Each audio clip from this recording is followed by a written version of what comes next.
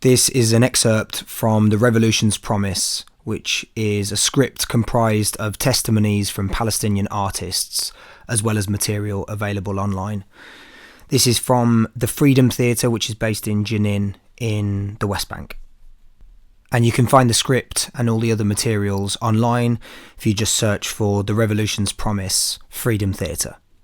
This excerpt is called A Diversity of Tactics, Boycott, Divestment, Sanctions Worldwide. And this is by Omar Barghouti, who is a co-founder of the Boycott, Divestment, Sanctions movement. So here it is. I am an engineer by profession, an artist by passion, and a student of philosophy. I was born in exile, a son of refugees. I came back to Palestine in 1993 with my partner, who is a Palestinian citizen in the State of Israel. I think every part of my experience has helped me in my work as a human rights defender. I was part of the anti-apartheid movement in South Africa. That was my first formative experience in that type of global struggle, and I learned a lot. The Boycott, Divestment, Sanctions of Israel, BDS, was launched by the largest coalition in Palestinian society, in Palestine and in exile. We felt that international law had stopped at the door of Palestine, so we took matters into our own hands, and we walked the South African path, if you will. We were inspired by their anti-apartheid movement, the anti-colonial movement in India, the US civil rights movement, and of course, our own struggle. But our key inspiration comes from the decades-old, rich Palestinian heritage of popular non-violent resistance to settler colonialism. BDS is a collective Palestinian voice, an absolute majority, asking democratic citizens worldwide to join us in pressuring city councils, churches, trade unions, companies, and ultimately governments to stop its links of complicity with Israel. The cultural boycott is a very important part because cultural institutions play a key role in whitewashing, or what we call art washing, of Israeli apartheid and occupation. It calls for something much more profound than help, do no harm. If an international artist comes to Tel Aviv, they are lending their name to a system of apartheid and oppression. That is not art for the sake of art, music for the sake of music. That is complicity. The cultural boycott targets complicity, not identity. Urging the cancellation of events, activities, agreements or projects involving the Israeli state, its lobby groups or its cultural institutions.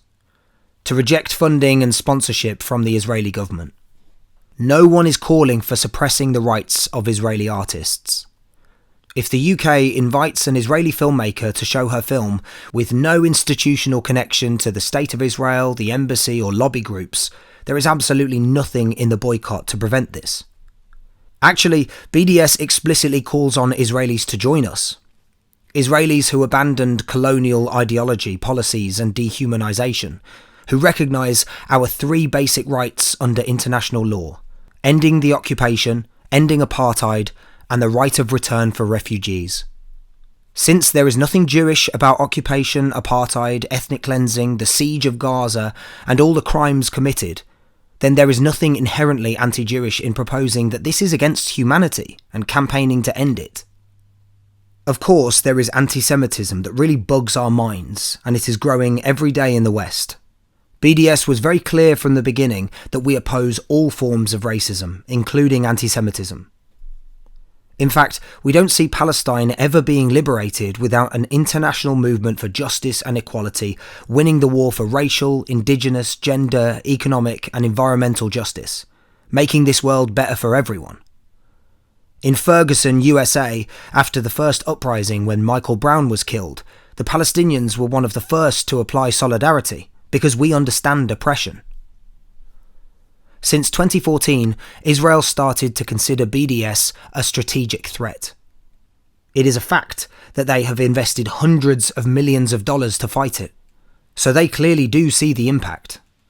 It is extremely impressive how much the movement has grown in numbers.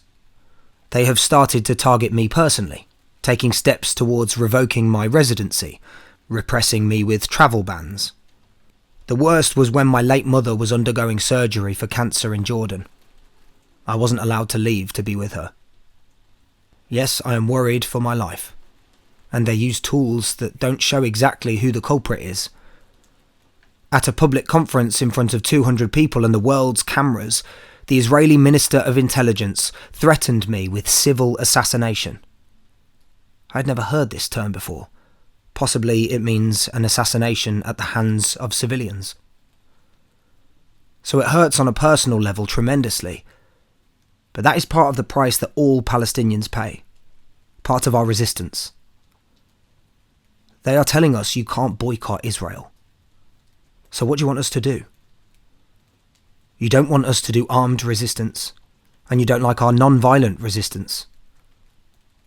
What do you want us to do? We shall never give up.